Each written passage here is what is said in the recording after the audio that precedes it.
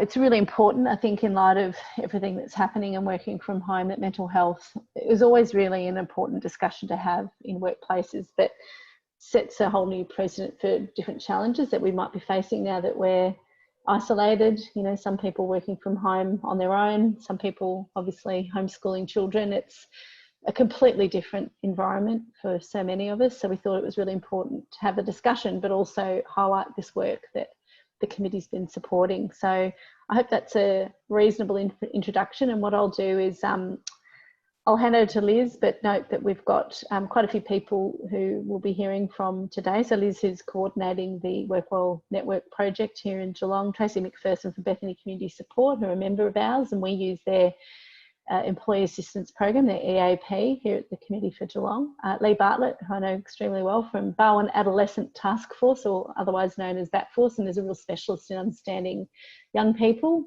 in terms of their, you know, environments in school, but also around the mental health challenges. And then Bernadette Purton from Norris Construction Group, another member of the Committee for Geelong. So Liz, I can't see you, but I'm sure I will see you pop up now. But if you can unmute, and all the speakers can unmute if you haven't already, and I'll just hand over to Liz to host this discussion. And if you have any questions, just raise your hand virtually. There's a little function, or you can use the chat function and we will do what we can. Otherwise, obviously, you can just ask questions by jumping in. So thank you. Thank you, Jen, and thanks for this opportunity. And yeah, really grateful for the support of the Committee for Geelong for what is, I think, a really important commitment from our region to such a huge issue that is only growing as a consequence of what we're in at the moment. Just as a little bit of background, as Jen said, it is funded from WorkSafe. The Give Where You Live Foundation has received this funding to commence a Workwell Learning Network. And the purpose of the network is to promote mental health and wellbeing and to prevent mental injury and illness by working with workplaces to change their culture and practices. And in particular for our Workwell Learning, we're interested in the mental health of young people in the workplace. So we've target population, if you like, of working with young workers as one of the most vulnerable cohorts at the moment in the workplace.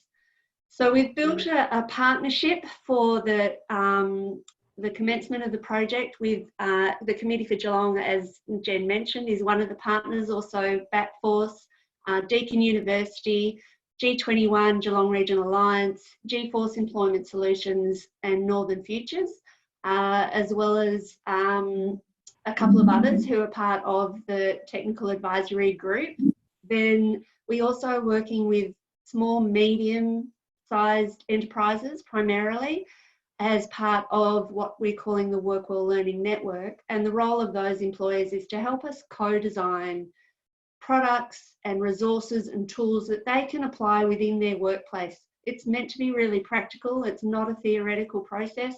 We want stuff that people can just grab and use and test and see if it makes a difference and see if it helps them in their workplaces as they develop stronger and safer, mentally healthy workplace practices. Starting to get quite jargonistic there, I do apologise.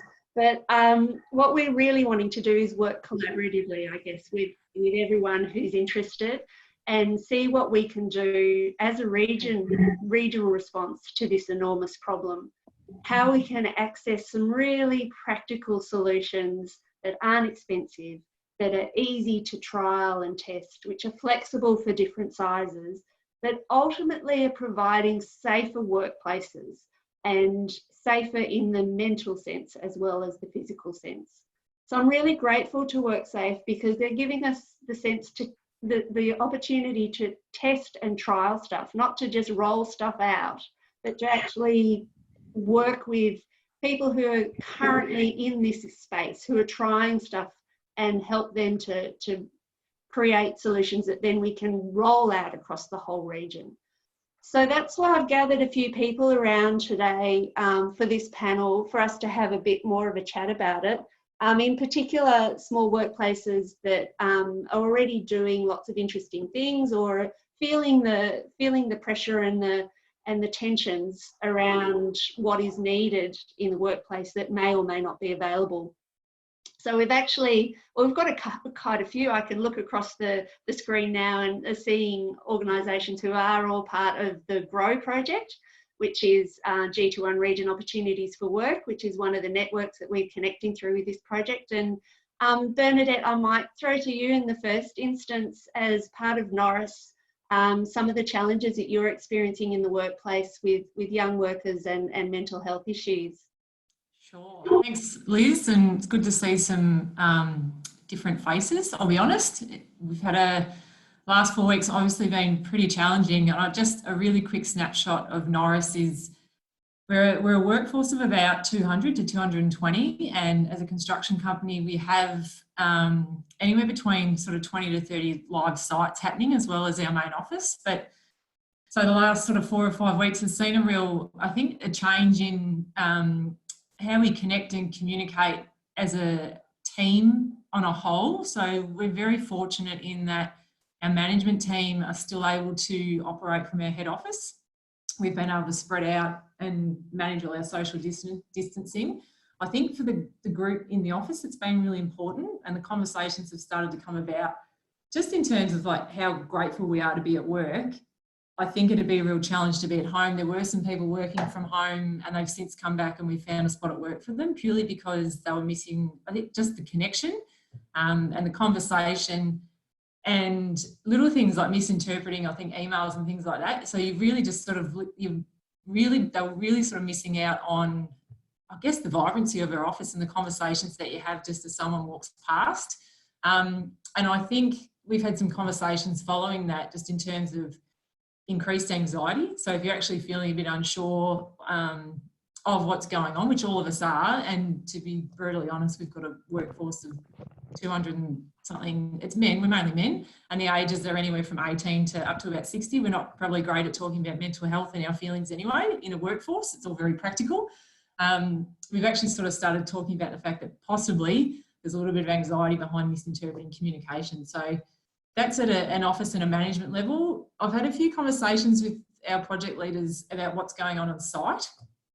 Nothing too much has changed for our site teams yet.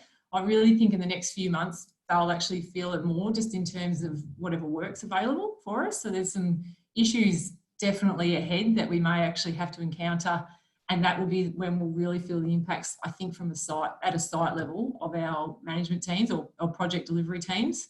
On a plus side though, I think we've also had some conversations where we're actually sort of talking to each other a little bit more just as humans. There's just a little bit more general care about what's going on, how are you?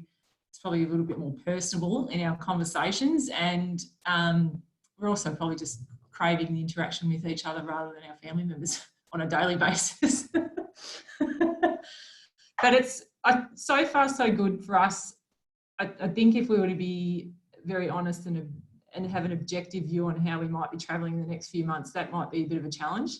And on the back of that, there's obviously a really big push and, an all day, every day focus and energy on the work that's going to come up for us. So, the byproduct of that, I guess, is actually you've got a lot of mental exhaustion because you're just on and you're pushing hard to win jobs. So it's multifaceted here for us, and I think it'll be staged, but we're genuinely trying to feel really grateful and positive for the fact that we've got work, we've got a workplace to go to, and we're just trying to support each other as much as we can, and possibly introduce conversations now about mental health in the workplace. That kind of sums up sort of the breadth of challenge that is out there at the moment, from the businesses who are just struggling to keep going versus the businesses who are trying to adapt versus the businesses who are having to ramp up and amplify. There's such a scope of issues at the moment, and the word I do keep thinking of is amplification, because what might you be able to track around any of the circumstances and sort of muddle through is becoming increasingly difficult under the pressures and tensions of COVID-19 in particular. But none of this is going away anytime soon. So I think planning and trying to discuss what we might do and put in place for the short term, and then also the recovery phase as well, is probably where we're aiming towards. Erin, do you want to introduce yourself really quickly? I've just Hi, seen you come on. yeah, sorry, I'm a late. The invitation has only just come through and I've got connectivity issues. So if I break up, I do apologise. But my name's Erin McCluskey and I am a program officer in the Workwell program at WorkSafe. So I'm kind of leading the learning network stream of work, but also round one of the mental health improvement fund. So working closely with Liz on their learning network project. Thanks, Erin. Good to see you. Sorry about the That's okay. IT. That's we're all at the mercy of IT at the moment. Tracy, can I throw to you, because one of the Bethany is one of the partners that we're working with, and we're working with them from the point of view of their own workplace and the mental health within Bethany, given that the client managers and case managers themselves are having to adapt and change all of their work practices, but also because, as Jen noted earlier, Bethany do offer the employment assistance program, and I think it'd be great if Tracy could talk a bit about that. Yeah, thank you. My name's Tracy McPherson and I'm from Bethany Group, Bethany Community Support and Bethany Kinders, which is a Bethany group. Bethany have been in Geelong for over 150 years, really supporting all families and children and vulnerable individuals to just support them and make in a strength-based way. And one of the programs that we offer, and where there's a few people that are signed up to our program I can see them, agencies and businesses, is we have an arm of our business where we offer our EAP program or employment assistance program to small and medium businesses in Geelong, and it's quite a niche program where an EAP is really around employers engaging our services to provide support to their employees on challenges that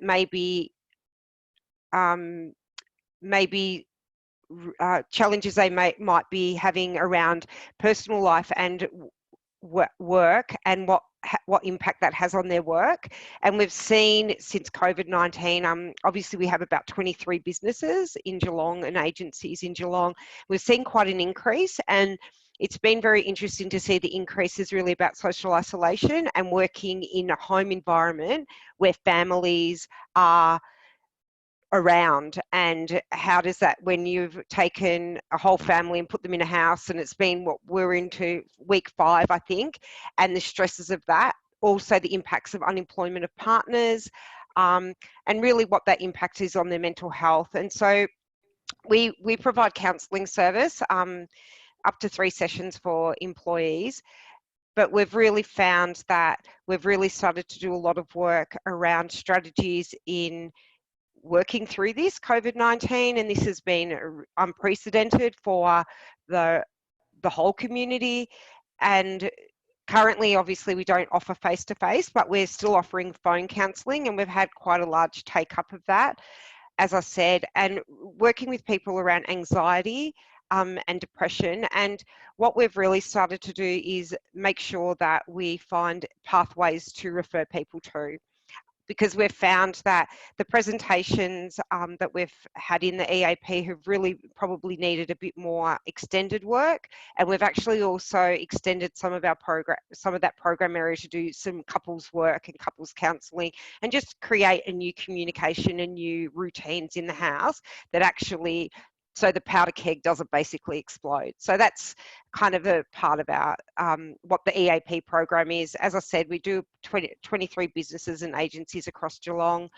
We have quite a large range of counsellors, and so obviously we have expertise in our area of mental health and working with children, depression, anxiety, but we also have, counsellors that are very good at family violence and safety planning and things like that, just to really help people and step them through. This is, as I said, unprecedented, and every day pops up a new challenge, but our staff are really working hard to support the employees that ring at our service, and that we're getting the employees in within probably 24 hours, because it's a priority for us to make sure that we have a very quick response, so there's no longer term repercussions. So yeah. Thanks for that, Tracy. And it's an incredibly practical response that you're offering, which I think is going to be really valuable to a lot of employers. And that's sort of the purpose of today's conversation, is to say we get this, we know that this is massively challenging out there, and there are huge long-term as well as short-term repercussions to it. As a group, in terms of some of the networks that I'm involved in, we've been really talking a lot to the case managers, especially those who are working in the employment services and the challenges that they're facing. And so I invited Leigh as well today, because we've been working really closely on offering support to those workers who are pretty much at the front line of all of this, and really having to deal with multiple complexities that are all, again, that word, amplified because of COVID-19. So Leigh, can you talk a little bit about the work we've been doing and how that might apply to some of the businesses, some of the strategies and hints that we've come up with, and how that might apply across, if you know what I mean? Across stuff. Yeah, thanks, Liz. It's been really interesting. It is really one of those times where we are building this aeroplane as we're flying it, and it's been really great. One of the real positives of getting people together across the region is they're not always in groups with people they work with. And that's something that people have actually enjoyed, is spending a little bit of this social support time in a group that's maybe a little bit outside management, watching or listening. And that's actually something that managers and workforce have talked about, is just a bit of a de-identified space to come together. And it almost normalises that actually it's not just happening in our space, this is happening across a much bigger area. A couple of things have come up in that group, and I suppose just going back to some real basic things, whenever we have any meeting online, we're really looking at a pond of ducks. And, you know, you've got everybody sitting on a lake in a different spot, but we don't know what's happening under the water. And we don't know who's having to pedal hard, who's got kids at home, who's got other stuff going on, who's worried about the funding next week. So just really acknowledging that. And we've developed a bit of a quick check-in system at the start of every meeting, which seems to work quite well. And I was glad I went to another meeting the other day and they used that check-in back to us. So that was kind of nice, which was at the start of every meeting, we just get people together and go, how's everyone travelling to get today out of 10? And people will basically just put their fingers up and tell us how they're travelling, and just leaving them on the screen for a bit of time for people to check in. And that's completely okay. But if we find ourselves going below a 5, then that's a chance to reach out and have a chat. And what we've found already, that as the chat down the bottom goes, we're getting private notes to people from people saying on the line, it's okay, I'm going to check in on that person. So that collegiate support is already happening. Just picking up on something Bern said before about just that anxiety that's building, and people, we're used to controlling so much of our environment that right now we simply don't have control over. All we can control is how we're reacting to it. And getting people to think back into that space does take some time. EAP for people who are at that point where they do need those skills and strategies is absolutely critical at this space, and we're really grateful to have Tracy and their crew along. But there's some sort of stuff we can do at our level about what that control looks like. I think a lot of organisations, and speaking to a lot of workers one-on-one, is they look at their work plans the way their work plans used to sit still. You know, looking at a smaller work plan, or what are we controlling for the next couple of weeks? Because as Bernie pointed out, it's a changing feast every day at the moment. So giving people, you know, bite-sized chunks, not complete sort of family meals of work plans while they're going through this phase. Okay, this is something we know right now. This is a bit we can work on, and giving that a reason. There's a lot of people who aren't doing the work that they're employed to do right now, and that's not sitting well with people, because they want to help the people who are struggling in our workforce. They want to help vulnerable families, but they're not doing it the way. So giving them opportunities to create parts of work plans that can feed into that. I suppose feeding back to the work we were doing is that community readiness, and that's making sure that, you know, in the 80s, we used to take young people out of schools or out of families and go, we'll just fix them and put them back.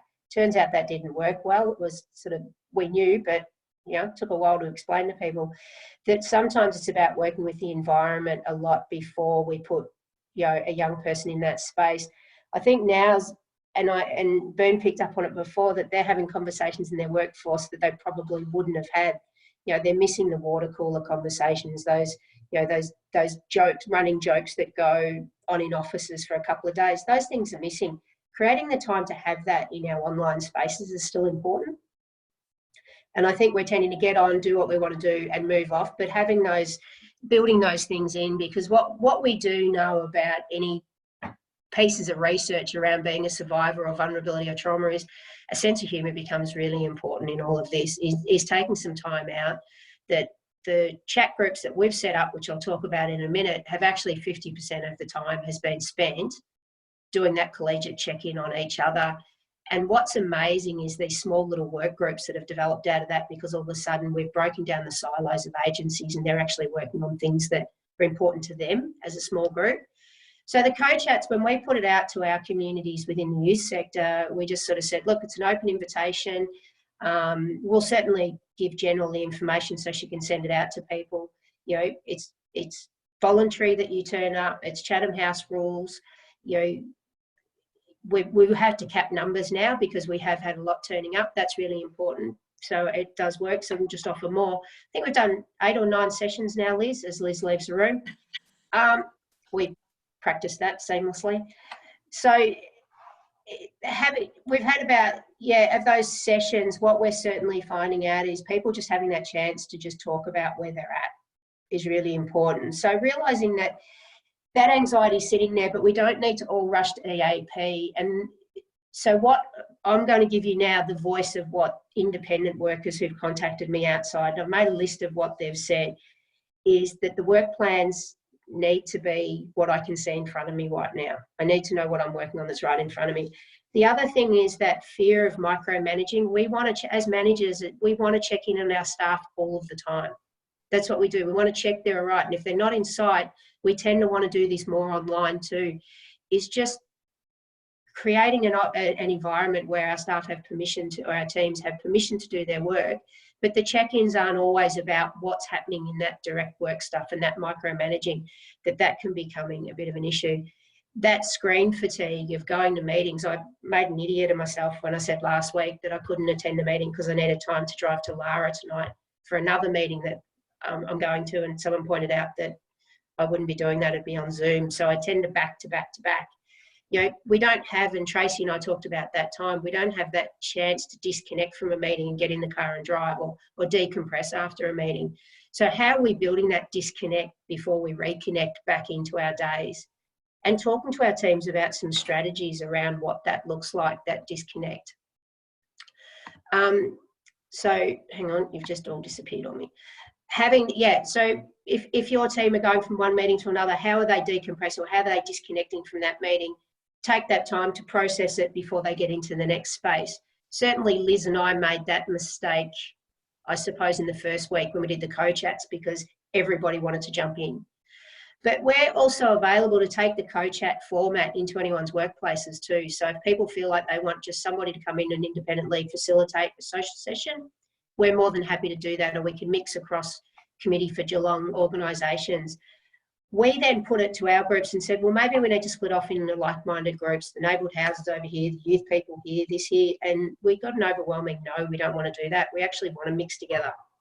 It's almost like that safety across community now, that we didn't want to do youth specific. We wanted to keep that, we wanted to hear from other people. And we tried then saying, well, okay, we know there are families, acknowledging families working from home at the moment, their needs different. Do we want to separate off? And they said, no, we don't. We don't want to talk about our kids. We want to break from that. So really finding out what's important to those people now. And I think what adults and grown-ups, as somebody said earlier, what grown-ups are finding now is what adolescents have found who come from vulnerability, is we're missing boundaries all of a sudden. And we're anxious because we don't know what those boundaries are. That's what it's like for a lot of young people who've come from a place of vulnerability, is they don't know what the boundaries are. They don't know where the end game is on these sort of things. So I think whilst this has been a devastating hit on communities, there's a lot of learnings I hope we take back into the workplace out of this, is creating those boundaries and realising that different people need different things at different times, and people are paddling at different parts of the lake. How do we get to those people to the part of the lake that works for them? So look, our co-chat groups, we've got three really basic one-pages, Liz, that are constantly in draft form because we keep throwing them back to the sector to change. People are welcome to them, and certainly the Trello links that we've created as a group. Yeah, I think probably quick to mention those. We've Give Where You Live have been collating an extraordinary raft of resources that is capturing the sort of needs that businesses might have versus individuals and community groups. So I think, Jen, I'll send you that link, or I might even put it in the chat now, because I think that will provide people to just go to one place, rather than trying to trawl the internet for all the bits and bobs from government, from community, or wherever it might be. So we're finding that that's been a really, really valuable resource for a lot of people, but everyone can also contribute to that. Just either shoot Kerry or myself an email, and they'll be updated continuously. They're being curated on a daily basis at the moment because the changes are so constant. So I think you can see that there's a lot of collaboration going on in this space, and also a lot of innovative thinking and agile thinking in response to what's going on. We'd really be keen to work with anyone who's interested in being part of any of these sorts of discussions, whether it's about being part of the Workwell Learning Network in any way, shape or form. We've got very diverse strategies for engagement across that, or whether it's about being involved in these community online engagement chats, the co-chats that Leigh's been talking about, which have clearly hit a nerve and people are really responding to, or whether there's something else in this space that we could potentially start building on. So, Jen, do you think this is about time for questions now, or we keep rambling on? No, I'm happy to open up to questions. I mean, I'm happy to kick off with some, and if people want to either post or just either talk or put their virtual hand up. I didn't know about the co-chat, so I probably missed that memo, Leigh.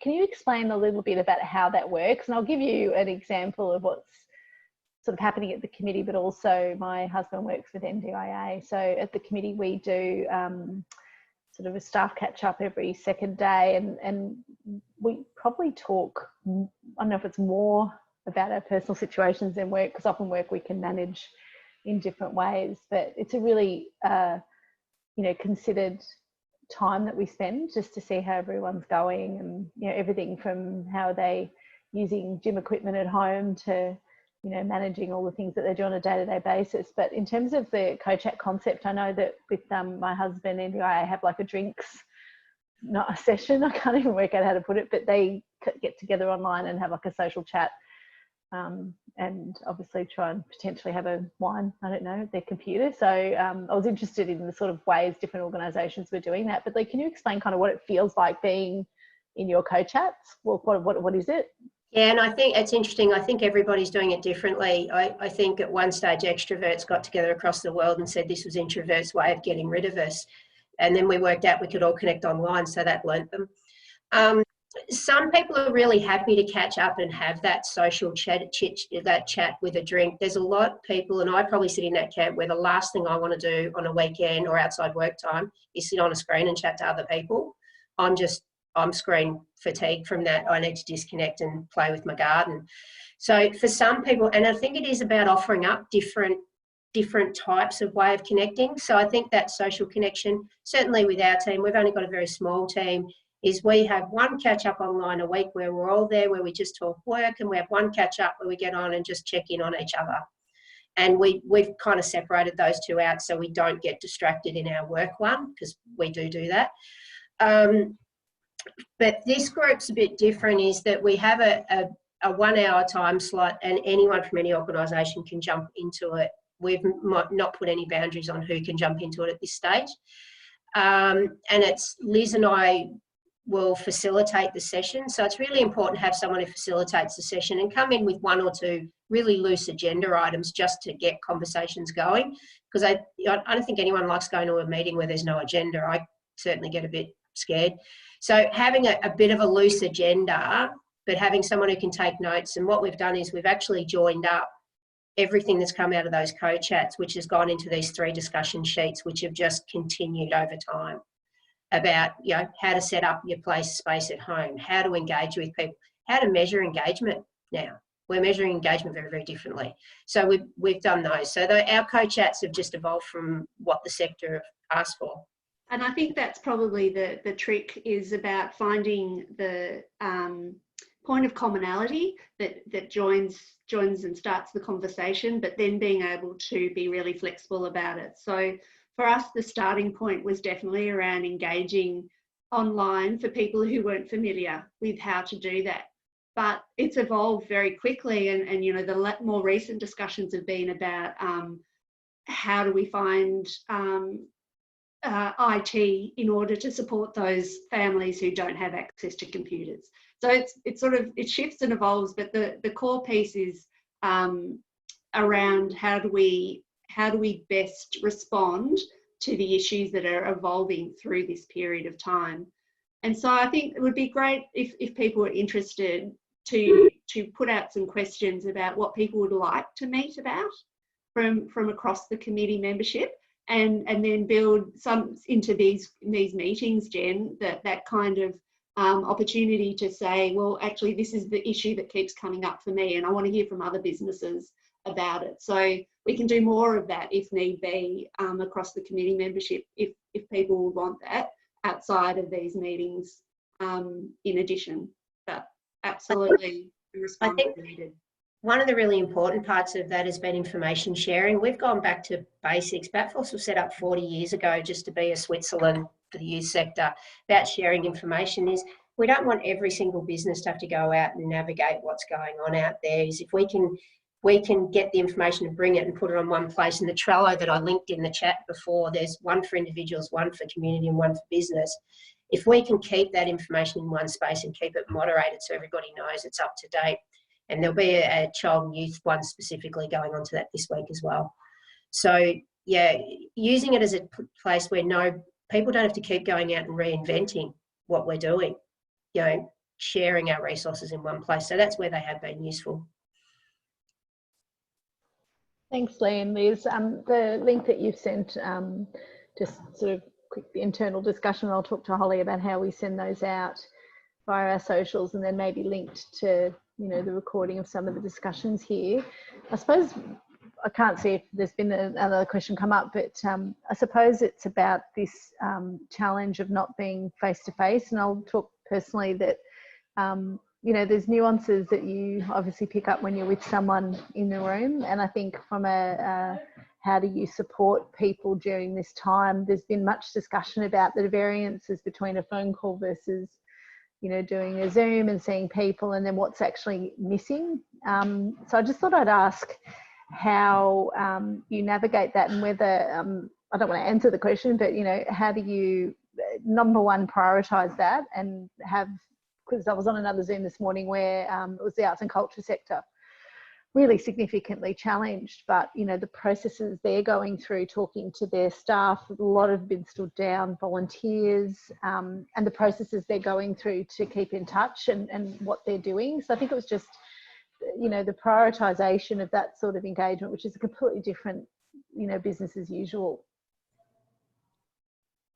I might actually jump in. I think one of the things that we will struggle with in our workforce is actually identifying within each other when we are either having conversations or face-to-face via Zoom, possibly where the triggers are in terms of if someone is maybe a bit anxious or there is some struggle or strain going on. I think to be able to identify that you've got some kind of, you're struggling or you're not coping requires sort of a level of insight, and they're probably the things that in a leadership group we've had to really talk about, that we've got to possibly be aware of that, particular amongst, definitely amongst our younger workers who for the first time in their life, you know, haven't necessarily had a whole lot of adversity outside of, you know, maybe some work challenges and things like that, just purely in terms of where they're at in life.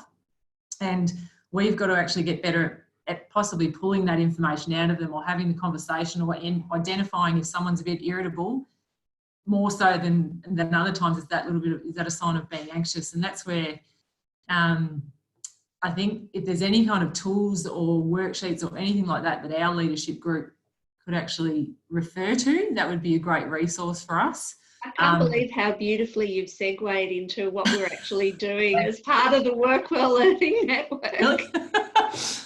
It's exactly that. It's how do you provide a really safe space for people to have those discussions in a workplace. That's actually our first priority, I think, as part of the Work Well Learning Network co-design process, is exactly what you just said. You can't be expected to read people's minds. You can't be expected to necessarily know the right way, because the individual responds so differently, especially under situations of stress. So how do you at least create that space, that environment, and that opportunity for those conversations to happen in a supportive manner? So that's exactly what we're working on as our first piece. And I think, just to drop in there, I think, Bernadette, too, is as leaders and as managers and CEOs, it's about actually having the confidence and the courage to actually ask those questions, and to be able to see the cues. I've got 28 staff, and I've spent a lot of time assessing the backstory. So it could be that they're really anxious about their getting on their IT, but what's that really about? So it's about developing or having the courage to kind of unpack a little bit more, because I think sometimes when we're seeing people face to face, we might be able to see it, but we might brush over it as well because, oh, they'll be right, you know, so it's actually about kind of looking at different levels. And lots of people who present with stress, anxiety and things like that, especially around the workplaces, there's usually something else is playing out, and it's about reading and looking at those cues. So I think that's a skill that we're all learning as leaders, to read virtual cues and voice cues instead of, and trying to unpack it. But I think sometimes as leaders we don't have the courage to ask, and it's about actually asking, because usually if you ask or you provide an opportunity for people to speak, they will share. Yeah, and I suppose the other end of Tracy's conversation is, what can we role model on those screens? So that's absolutely critical, what Tracy's saying as a manager, that checking in, but that role modelling, or starting to normalise that, you know, I came to work today and I was really frustrated about this, and this, and actually verbalising that. And actually each time you go on screen, have a think about something different you can actually role model for those younger workers, or even the older models. I don't always have particularly good insight into my anxiety. It's been pointed out to me over the last 4 weeks by my family. And sometimes it manifests in other ways. Yeah. So allegedly.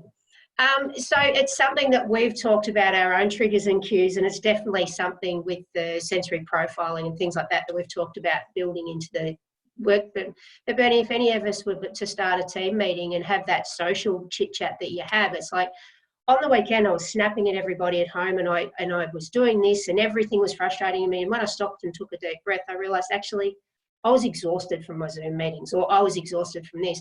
That we're really well placed to role model that to our younger workers or other workers who you can see don't quite have the skills.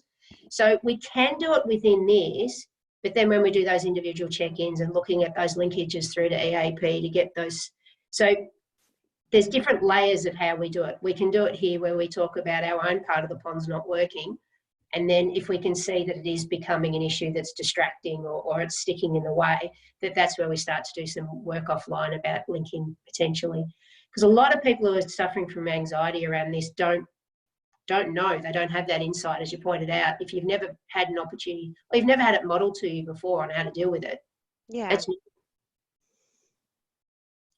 So yeah, that's from a basic level when you walk onto the meeting. If I was to say to everyone who's on the screen now, or even those you aren't on the screen, certainly Clive, if you're driving, keep your hands on the wheel. But is that if I was to do the simple thing we do in our meetings is right now, out of 10, put your fingers up and show me how you're travelling today. Everybody do it. How do we think we're travelling today? When we do that with our groups, if we just say, okay, hold that up for a second and look around at each other, we're all in a very different space. We do that as a start of a check-in every single time. And some people, when we do the co-chats, are going from a 4 to a 10 from one day to the next. So how do we start doing that? And where do you go if you do start seeing people who are really hitting below the 5? And what does that mean?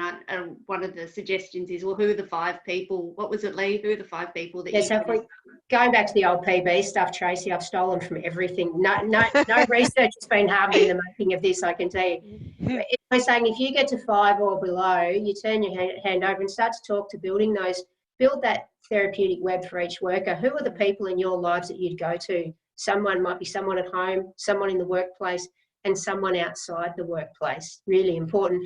And making sure that your workforce have access to EAP number. You know, building that. If you get to 5, who are the 5? Because that's that point when you check in. And we've been really astounded how quickly in the co-chats, I think there was one week I had 4 or 5 within the next 24 hours, somebody contact one of us because they were below 5. And that sometimes you don't want to talk to your manager or someone at work because you're just not ready to have that. So having a neutral space they can go to check in so that they can refer. And please, using Grow and BATForce to do that, because we can be a referral point into the right space if they don't know where to go. Yeah, purely as a connector, as far as I'm concerned, I do nothing but connect the people to where they need to go. I can assure you. I'm going to give everyone your phone number. Great, thanks, Jen. Look, I just thought I'd jump in, and I know a few people have had to go, so I've been getting a few apologies from different people during this session. I've got 2 kind of more specific questions, if possible, which is one, I've got parents who are in their 80s who I used to see every single day, you know, quite obviously personal engagement with them, you know, giving them hugs and all of this. I'm kind of trying to work out the best way to keep engaged with them, which obviously I still go there, but we keep distance, etc. And the other question is about more young people, which I know, Leigh, you're a specialist in, but I just had my 20-year-old just leave while we were having this meeting because she just had to get out, you know, take the dog for a walk. She said, Mum, I'll take your post to the post box. I was like, you know, looking for things to do and not quite sure how to keep that kind of level of socialisation going other than House Party, which I've become very involved with if people don't know about that app. If you do have children, just be really careful about children on House Party. It's not as secure a site as what people think it is. Well, I'll take that on board and talk to her about that. But I just thought with 2 different demographics, obviously they're really different in terms of age, but just probably some advice, because it's obviously work is hugely important, but what I'm finding is the level of anxiety is often about all the different supports that you're trying to give to, whether it's your kids at home or your aging, you know, family members. So I just thought I'd ask that general question of just some tips there.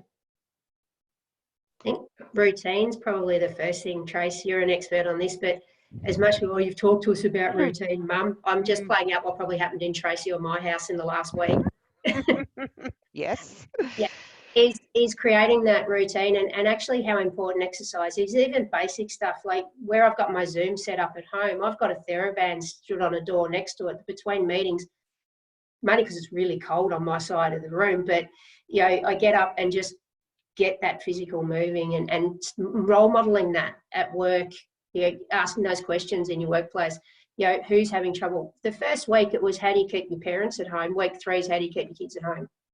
Yeah. You know, the shift in that's been incredible. Like our fear about trying to keep parents at home was huge. And now it's getting to a point where how you keep kids at home and keeping those boundaries and trying to find other ways and what can we do to connect you is really important. What skills do we need to teach? Trace, Yeah, no, that's and I've got an 18-year-old at home doing VCE, so who's going crazy. But I think Leigh's right.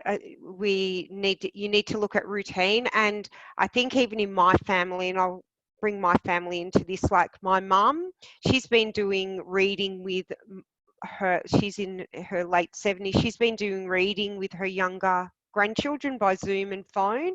So as a family, we've really tried to find ways of connecting besides having a Zoom party or a Zoom catch up.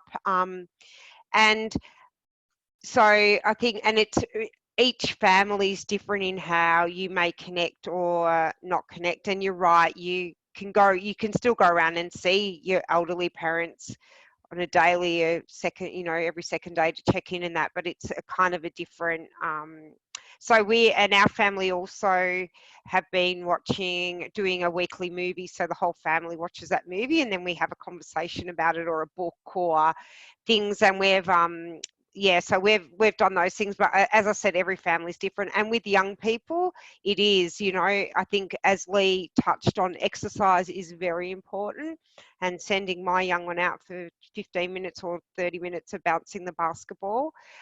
They're very connected online, but my worry now is it's too much online, and what else do you get them, like schools online, and connecting with their friends is online, and you're obviously using apps and things like that. So one thing that we were in our really busy world in our household, one thing that we did was we were passing ships with work and part-time jobs there. Now it's about sitting at the table every night and kind of trying to have a conversation. And I know they're my family tips and they don't resonate across all families, but it's about just thinking about our engagement different and thinking about the things that we can do and how do we have conversations and engagement about that. Because unfortunately, our children that are at university and school, they're probably home for another 4 to 6 weeks. So we have to kind of try and just, work with it. I suppose that's not that helpful, but I think if anyone could answer the question, how long is this going to go on for, everyone would feel a bit better. yes. And I think that lack of being able to place have a timeline, time frame on it is where everyone's really, it's a universal struggle for everyone. Even the most laid back and people who don't like planning, it's actually starting to get, when will this change? So the response to that, Leigh, what's your advice or response to that question? Well, it's bite-sized pieces. What can we see? And Bernie, that was one of Bernie's first comments in the workplace. It's changing all the time, and we don't have solutions. And our job as managers is to find solutions. And all of a sudden that's been taken away from us, and we can't support our families and do what we've done, which is create those boundaries. It's create some bite-sized pieces. All right, this week we're going to try this, and especially in people's homes, if that's not working, don't change it. Have a meeting. Margie, you've got a big family. I saw on social media the other day you were literally bouncing off things. Mine's the same, is that, we get together once a week and talk about, where did we blow up this week and how could we do that differently? The best time to talk with families about what's not working is when things are going well. Not at the time where things are going pear-shaped. So making that family dinner where we just sort of go, all right, sharing of tech space or exercise went well this week. What are we going to do next week? Well, we've been really lucky. The surf's been great at our place. So that's given us a reprieve that probably city folk don't have. Because we're not allowed to go. We're not allowed to down there. We're okay with that. And things like Hemley Sports had put some free. We had our first Zoom injury last night when my son runs the strength and conditioning and did a star jump and forgot he was 6'4.5" and went straight through the roof in the decking while he was showing kids how to do it, trying to keep his face straight as he bashed his fingers on the roof. Starting to look at what's something online we can do, the different courses, things like that, trying to find. And most times young people, they're frustrated, same as what we are. All right, I know you're frustrated, but let's find one or two things. The BATForce Trello page will go on to the Give Where You Live one tomorrow. That's got some options, some options of some different things on there. One of the things young people do like is the sharing of social media posts with their parents of things you've found they might be interested in. Bern? I might just add, one of the things we've identified is, and I'm assuming most people in this conversation are general probably like the go-to or the leader or the one that holds it together in their family, or possibly with their friends, or in a work group they're a leader. And self-care is probably one of the things I've prioritised in terms of, and really talk to my friends and people around me that have the routine. It's an absolute sport. If you're interested in it, get a routine and set a goal. So that's one of the things you can control, which is what you mentioned, Leigh. You can't control what's going on, but you can control whatever goal you set yourself, in terms of, I've actually set a goal to run a half marathon on my 40th birthday. Mad. Go you. And I Just make it public, yeah. Yeah, but and that's sort of, but that's the thing. It's that as soon as that goal was set, calm down, mind relaxed, and they're the conversations that I really want to have with the people in our workforce and my friends and things like that. And it's get outside and get fresh air. They're probably just some keys. Set your goal. I don't know any family that's not competitive. You know, the siblings generally aren't trying to compete. There's sort of, that's the sort of stuff that I think takes your mind off it in the moment and gives you a bit of reprieve and relief from the grind and the day to day. And I think the face time and the computer time that we're having. So yeah, Love that idea, Bern, setting a goal, because everyone has a goal. It doesn't need to be a half marathon. No, it's very extreme.